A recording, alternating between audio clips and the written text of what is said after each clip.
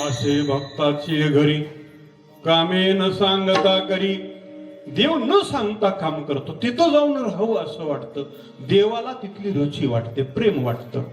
काय झालं बघा, नाथ महाराज जनार्दन स्वामींच्याकडं अनुग्रहासाठी होते. खूप दिवस राहिले, स्वामींची सेवा केली. जनार्दन स्वामींच्या सानिध्यामध्ये 12 वर्ष राहिले. जनार्दन स्वामींनी नाथ महाराजांना तपश्चर्या करण्यासाठी पाठवलं. त्यांना सांगितलं की जोपर्यंत काहीतरी चमत्कार घडत नाही तोपर्यंत तू तपश्चर्या कर. आणि तपश्चर्या केली, ध्यान धरून त्यांनी काही मंत्र सांगितले. त्या मंत्राचा जप करत नाथ महाराज एका पर्वताच्या गुहेमध्ये जाऊन बसले. शीलभंजन नावाचा पर्वत होता. त्या पर्वताच्या गुहेमध्ये बसले. एक दिवस हे दिवस रात्री ते ध्यान करत बसलेले असतात. म्हणून एक गुराखी आला आणि त्या गुराख्यानं पाहिलं हे इथंच बसलेले असतात, आपण यांची सेवा करावी, साधू महात्मा दिसतो. म्हणून त्या गुराख्यानं एक चरीवर दूध आणून तिथं हळूच आणून ठेवलं, निघून गेला. नाथ महाराज समाधीतून जागे झाले.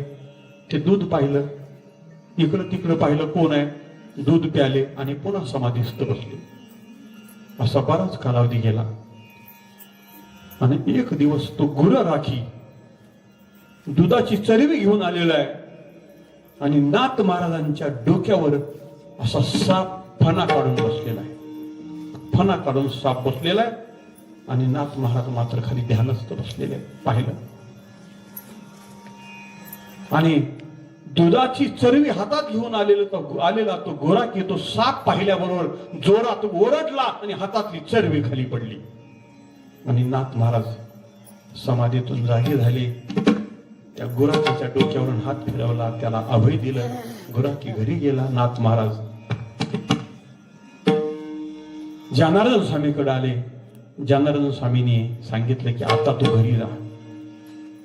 त्यांचे आई वडील निवर्तलेले होते, आजी आजोबा घरी होते.